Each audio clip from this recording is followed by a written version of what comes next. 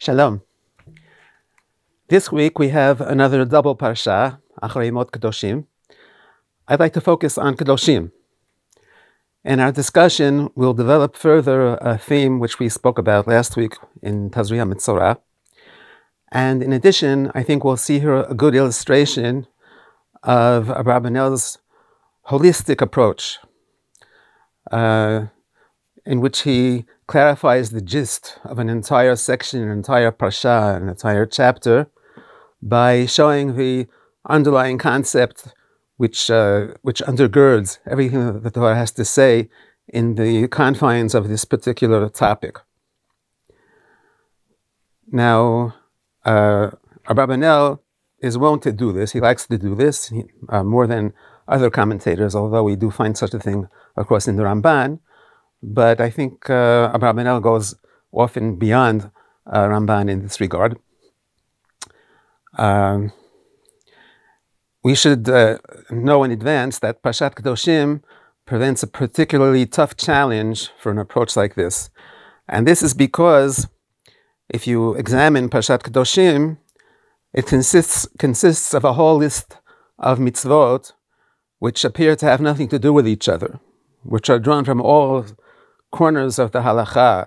If it's tzedakah and matnot aniyim, if it's the prohibition on stealing, if it's the prohibition on lashon hara, v'ahavta l'reacha kamocha, shmirat Shabbat, kibud avayim, all these things appear to have nothing to do with each other.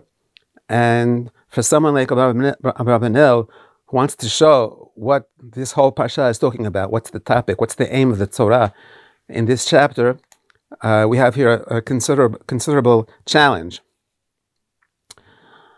Now, the Torah does seem to indicate, however, on the other hand, that an approach like Abarbanel's is forthcoming here, because the first pasuk, Daber al kol adat b'nei Yisrael v'amart alhem kedoshim tiyu ki kadosh ani Hashem Elokeichem. Now, before talking about all these particular mitzvot, the Torah has a general guideline here, Kedoshim tiyu. This sounds like a kind of general headline which the Torah is giving us, which describes what we're about to learn, what we're about to be told. Of course, the question is, but how? How does this opening byline of Kedoshim tiyu, how does this describe, or how does this underlie all of the mitzvot that follow, which, as I said before, appear to have nothing to do with each other? First, we'll examine briefly what some of the other Parashanim have to say about this Parasha. Rashi, on the first pasuk, doesn't understand it the way I did. He says, Kedoshim tiyu prushim min harayot, that you should distance yourselves from the forbidden conjugal relations, which the Torah talked about in the end of the previous Parasha, in the end of Acharei Mot. So then, according to Rashi, what we have here is a kind of recapitulation or an emphasis on things which we learned previously, and not an introduction to what we're about to hear. As far as the content of Parashat Kedoshim and all the various mitzvot, which we have a tremendous variety of mitzvot. So some of the Parashanim, such as Ibn Ezra, actually go in the wake of the Midrash Rabbah on the Parasha, and they point out that there's a parallel between the content of Parashat Kedoshim and the Aseret HaDibrot, because we basically find in the Parashat Kedoshim either a reiteration of Aseret HaDibrot in different words, or an extension of some of the prohibitions or mitzvot that we find in Aseret HaDibrot. But they appear to be all here. Now, the Parasha starts out with Ish imo v'aviv tirao v'shabtotai tishmoru. So we have here kibud avayim, we have here shmirat Shabbat, which of course figure prominently in Aseret HaDibrot. Al tifnu el elinim ve'elohim aseicha lo tasu lachem. Right, the prohibition of avodah zarah, which is of course the second mitzvah in Aseret HaDibrot. Likewise, we have here lo tiknovu, And even though we don't have here lo tirtzach, the prohibition on murder, but we do have lo tamod al dam re'echa, which could be viewed as an extension of the prohibition on murder. Not only can you not kill someone else, but you must even save him when he's in danger of losing his life. Okay, so this is something which has a certain degree of plausibility, but of course it can only go so far. In other words, it can explain some of the content of Parashat Kedoshim, but not all of it by any means. Now, of course, we have to also mention the Ramban, the famous Ramban on Kedoshim to you. Ramban understands Kedoshim to you as something which goes beyond all of the mitzvot which the Torah is about to describe. What the Torah means to say here, according to the Ramban, is that the particular halachot and mitzvot which the Torah spells out are insufficient in and of themselves, because there's a whole realm of personal morality which you have to take care of, and that's something which can't be defined clearly and legislated in so many words. Ramban says it's possible for a person to keep all of the mitzvot, not to violate any of the commandments, and still be an aval b'shut Torah. You can still be an immoral person, because you can be profligate about eating and drinking and sexual relations which are not prohibited by the Torah, but all these excesses can make you into an immoral person, and therefore we have to take care about these things, and even not only be careful not to fall into the pitfall of immorality, but also the fact that we guard ourselves against all these things can actually raise our level of spirituality and make us actually Kedoshim. Right? A person who doesn't drink wine, a person like a Nazir who is considered a Kadosh, and a person who doesn't even talk excessively. Sicha b'teila, right? The Ramban says, Chazal say about one of the Chachamim that he never uttered an unnecessary word. That's a level of personal morality which is included in this mitzvah Kedoshim to you. So that's what the Torah is talking about here in the first pasuk. So according to the Ramban, there is a relationship between this first pasuk and the rest of the Parasha, but it's a kind of inverse relationship. The Torah is saying, I'm about to give you a whole slew of mitzvot, but you should know in advance that they're not sufficient. Beyond these mitzvot, there's a whole realm of morality which you have to attend to, and that's something which I can't tell you exactly how to do it, but that's something which you'll have to rely on your own personal moral sense. Okay, but if we view it this way, of course, then we're not viewing this first pasuk as really an introduction or a headline for what follows. Now let's turn to Abarbanel. Abarbanel, he has some questions on the Parasha, and of course this is his trademark style, which we haven't mentioned, but I'm sure many of you know about. When Abarbanel, every time that he is about to explain a certain passage, first he has a whole list of questions that relate to the passage, and questions, issues that have to do with the Parasha. Sometimes, usually there are questions which are raised before him and he's dissatisfied with the answers which are given. And sometimes there are new questions which no one has noticed yet. But this whole approach, of course, ties in with his holistic outlook. In other words, the implication is that there are certain problems with this passage, which are 1, 2, 3, 4, 5, and even more than 10, more than 20. And if we understand the passage correctly, so all of these problems will be answered. What are some of the questions that he has over here? So first of all, those who say that the Parashat Kedoshim reiterate the Aseret HaDibrot. Abarbanel says, but why? Why is it necessary to go over the Aseret HaDibrot? And we know them already. Why did the Torah have to repeat them? Not only that, but they appear in a different order, not in the same order that we had in Ma'amad Har Sinai. But there's one thing in particular which piques Abarbanel's curiosity here, and I think this is a question which was not asked before him. There's one phrase which constantly repeats in the course of these mitzvot, and that phrase is Ani Hashem Elokeichem, or Ani Hashem. This we find many times. On the first pasuk, Kedoshim tiyu ki kedosh Ani Hashem Elokeichem, Et Shabdotai tishmoru Ani Hashem Elokeichem, Elohei Masecha lo tasu lechem Ani Hashem Elokeichem. And this continues on and on. When it comes to the gifts given to the poor, Karmecha lo tolel, Peret Karmecha lo tlaket, Le'aniv, Laget, Azov otam Ani Hashem Elokeichem. Lo tishavu b'shmi al-shaker, V'chilata Hashem Elokecha Ani Hashem. Now, each of these occurrences of this phrase, Ani Hashem Elokeichem, you can try to explain them on a point-by-point basis. In other words, what does it mean over here in the context of that particular pasuk?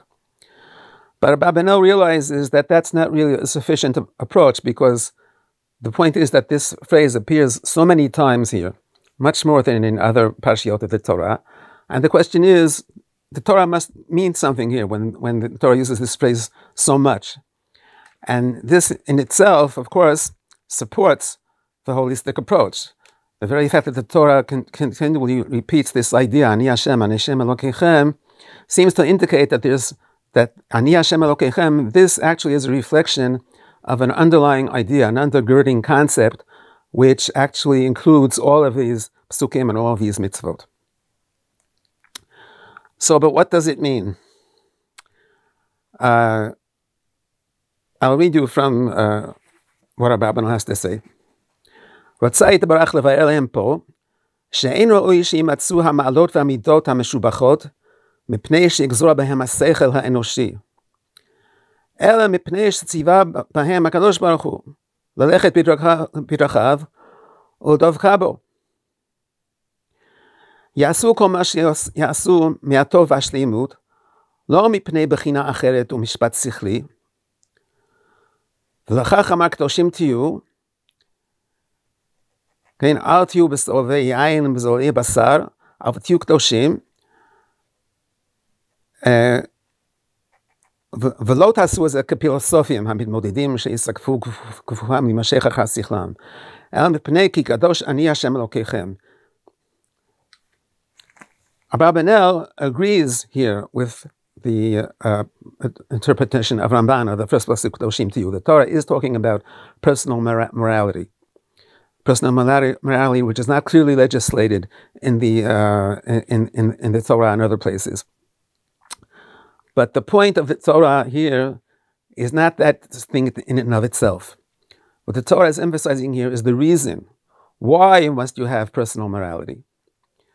Right? We say to ourselves, well, what's the question? Morality is a good thing, it's the right thing, but everybody understands that that's what you have to do. But Abarbanel says no. You shouldn't do this because like you're a philosopher, like you're a philosopher who has this way of life, and he has arrived at the conclusion that this is the right way to live. No. The reason you do this is because Ki Kadosh Ani Hashem Elokeichem. That you have to come close to me. You have to imitate me. And this is basically the idea of the whole Parasha according to Abarbanel. Notice what the Torah says, when the Torah repeats mitzvot that we already know, so Abarbanel doesn't interpret the psukim in a way in which we can say we learn something new from these psukim. When the Torah says Ishimo aviv tirao, we learn new halachot which we didn't learn from kabedet avicha bet yimecha. No. The point is, the Torah is saying Ishimo aviv timar. Why? Because Ani Hashem Elokeichem. That Shabdotai tishmoru. Why? Ki Ani Hashem Elokeichem. In other words, the Kibud Avayim and Shabbat both are very nice ideas. They have a lot of morality in them. The Hakarat HaTov that we have towards our parents, and Shabbat is such a great idea, such a social idea. Right? It's touted as the gift of Judaism to humanity.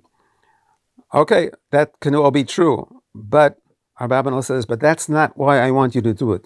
You have to do it out of the motivation of Ani Hashem Elokeichem, because you'll be doing what I want. And by performing these mitzvot, you become closer to me. And what's amazing here is that Abarbanel applies this idea even to the Yisur of Avodah Zarah. Al tifnu el ha'elilim ve'elohem ha'seicha lo tasu lachem, ani Hashem Elokechem. Now, the negation of Avodah Zarah is critiqued through the ages because as being nonsensical, as being stupid. Even back in the days of the Nevi'im, we find criticism of Avodah Zarah. They say that makes no sense. It's hevel. How can a person take a block of wood, make an image out of it, and as Yeshayahu says, half of the block of wood he puts in the fire to cook his supper. On the other half, he makes an idol and he bows down to it. How can any intelligent person actually think that this is a serious thing?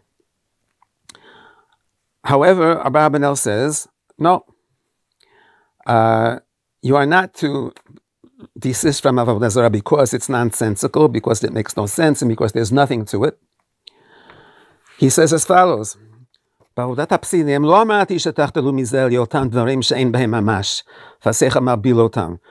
don't want you to desist from Avodah Zarah because it's stupid, because it's nonsensical. In other words, even if it wasn't nonsensical, even if there was something to it, even if there was something beneficial about Avodah Zarah, but the fact that it distances you from me, this is the reason that you're not supposed to do it.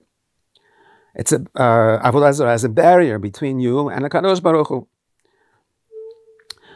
And Abarbanel goes through all the mitzvot here, virtually, giving this approach. Right? Of course, we don't have time to go into everything, but I'll mention one thing in particular when it comes to matnot aniyim, the fact that you have to give charity to the poor from the field. Okay?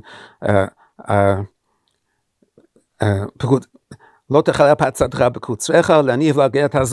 have to leave part of your produce for the poor. Now, this is a moral thing, giving charity. You give it because you feel that this is the right thing to do. You have to take care of the poor. But the Torah says, no, I want you to do this because Ani Hashem Elokechem. So we have here a rather extreme negation of motivations of humanistic philosophical rational stance for the mitzvot. And the claim by Abarbanel is that what the Torah is emphasizing here is not so much that you have to keep the mitzvot, you have to keep the mitzvot for the right reason, because Ani Hashem Elokechem. Now this, as I said, complements what we saw last week. If you remember last week, we said that according to Abarbanel, Kedusha is something which is the paramount challenge which faces the Jew. And the reason that the Torah considers Tum'ah such a menace is because Tum'ah is a barrier towards Kedusha. This is the same idea here. The Kedusha which the Torah talks about here, about in Kedoshim to you, he's basically reiterating the same idea, but he's giving it another ramification. The ramification is not only you have to try to purify yourselves, keep away from Tum'ah, but when you perform mitzvot, you have to do it in order to approach Hashem. Okay, in trying to evaluate what Abarbanel is saying here, what do we think of all this? Speaking for myself, I think from the point of view of Parshanut, I think we have something here which is something very nice and very advantageous as far as Parshanut goes, and it does answer a lot of the questions, a lot of the problems that arise from looking at this Parasha, as Abarbanel himself points out. In considering the content, however, speaking as a student of Yeshivat Acharei, I must say that I have a problem with it. Rabbi Amital, Zichrono Livracha, if you're familiar with his philosophy, he wouldn't accept this at all. He was adamantly in favor of affirming the human motivation for keeping mitzvot. He spoke about kibur avayim and tzedakah, all these humanistic mitzvot. The Torah doesn't want us to negate the humanistic aspect, quite the opposite. The Torah wants us to cultivate this. So that's something which I only comment in conclusion. Of course, we can try to explain how the Abarbanel arrived at this outlook. But I think that'll be beyond the ken of our discussion here. We're over here concentrating on the Parshanut, but I think that as far as the point of the exegetical style and the signon of the holistic approach, here I think we've seen a very good example. Shabbat Shalom.